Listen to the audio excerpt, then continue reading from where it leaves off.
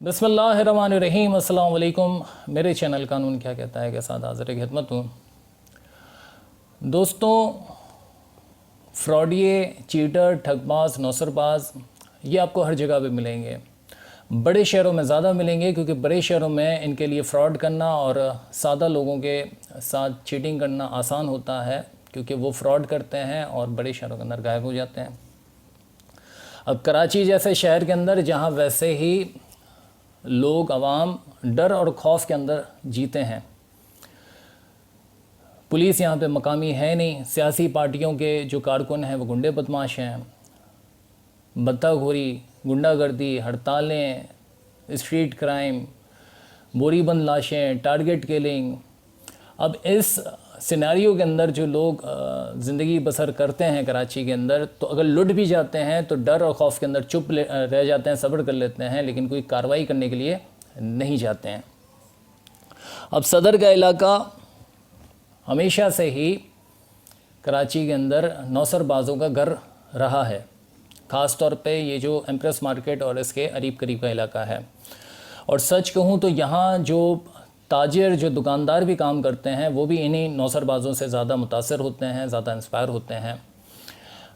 बिलखुसूस जो electronic item है, mobile phone है, कैमरे हैं, लैपटॉप है, तो जिन चीज़ों के अंदर मार्जिन है 2 नंबरी करने का, वहाँ पर वो 2 नंबरी कर जाते हैं और चीप, घटिया, डुप्लीकेट माल ज़्यादा कीमत पर लोगों को फ़रोख्त कर देते हैं। और जब ये चीज़ ख़रीदार को आया होती है कि उसके साथ 2 नंबरी हो गई है और उनमें से कोई शख्स वापस शिकायत लेकर दुकान में आता है, तो इन दुकानदारों का रवैया भी बदमाशों वाला, गुंडों वाला होता है, शरीफों वाला या दुकानदारों वाला नहीं होता है।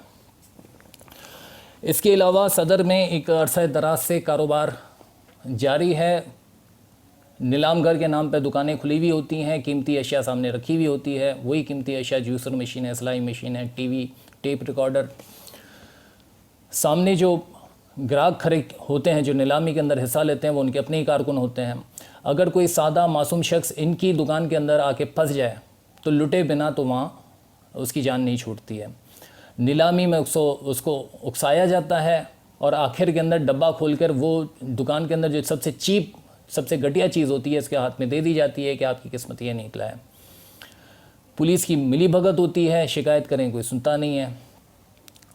दोस्तों, अब आते हैं नए कारोबार की तरफ, जो आजकल जिसकी भरपूर पब्लिसिटी की गई सोशल मीडिया के अंदर। और बड़ा अफसोस का मकाम है कि मशहूर कराची के व्लॉगर्स ने इनको प्रमोट किया, इनकी दुकानों में जाकर इनकी जालसाजी को हालांकि जानते हैं, लेकिन जालसाजी को दुनिया के सामने दिखाया और हद दर्जा कोशिश की कि कराची के आवाम को बेवकूफ़ बनाया जाए। दोस्तों, ये काम है अमेज़ॉन के जो कार्टन होते हैं, जो अनबॉक्सिंग उसको की जाती है, अमेज़ॉन के कार्टन जो इंपोर्ट किए जाते हैं कराची के अंदर, उसको केजी के हिसाब से, किलो के हिसाब से बगैर खोले लोगों को सेल आउट करना। अब जो वीडियोस के अंदर लोगों को दिखाया गया है बेवकूफ़ बनाने के लिए, बकौल इनके ये चीज़ें ये सिंगापुर से, हांगकांग से या दुबई से इंपोर्ट करते हैं ऑक्शन के ज़रिए अमेज़ॉन के। ये चीज़ जैसी है सिंगापुर से, वैसे ही यहाँ पे कराची में इनकी दुकान में पड़ी हुई है, इन्होंने खोला नहीं है और ये चीज़ आपको केजी के हिसाब से आपको बेचेंगे। अब अमेज़ॉन की बड़ी कीमती अशिया अंदर से निकलेंगी, इलेक्ट्रॉनिक आइटम है, वही मोबाइल फ़ोन, लैपटॉप, घड़ियाँ, स्मार्ट वॉचेस, ड्रोन कैमरे।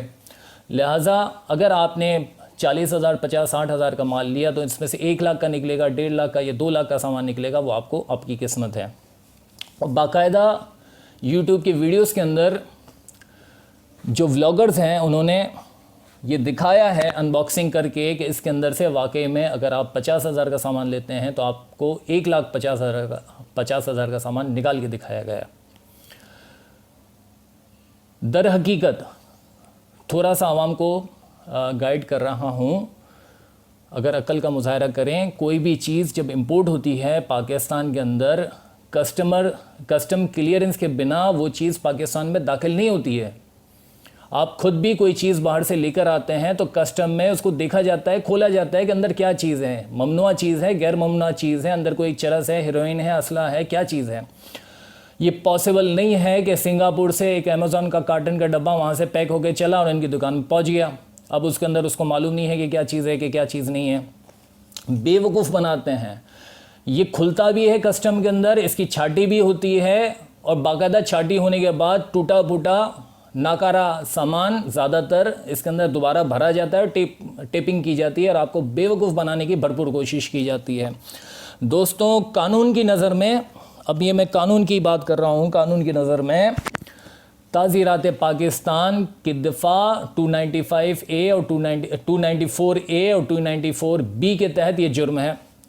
294A लॉटरी का कारोबार करना, यहाँ पर सिवाय रियासत के, रियासत कर सकती है ये प्राइस बॉन्ड के काम, लेकिन इसके अलावा अगर कोई यहाँ पे करता है तो काबिल सज़ा ये जुर्म है जिस पे 6 माह की सज़ा है। और 294B कारोबारी नीयत से किसी को उकसाना, यानी ये इन्वेस्टमेंट करना कि बगैर देखे कोई चीज़ उसको दी जाए।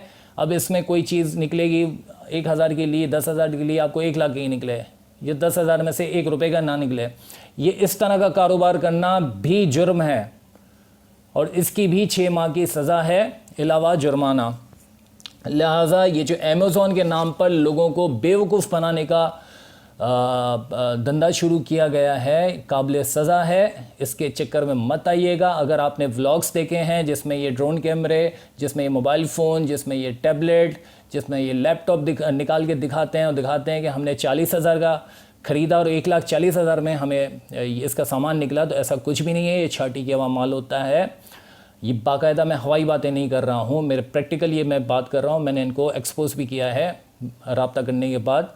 आप अगर ख़रीदेंगे आपका नुकसान होगा, जितने का ख़रीदेंगे उसकी आधी कीमत का भी माल इसके अंदर नहीं होगा, ज़्यादातर टूटा हुआ, नाकारा और कचरा नहीं निकलेगा। आज की वीडियो देखने के लिए शुक्रिया। इंशाल्लाह अगली वीडियो में फिर मुलाकात करेंगे, तब तक के लिए अल्लाह हाफ़िज़।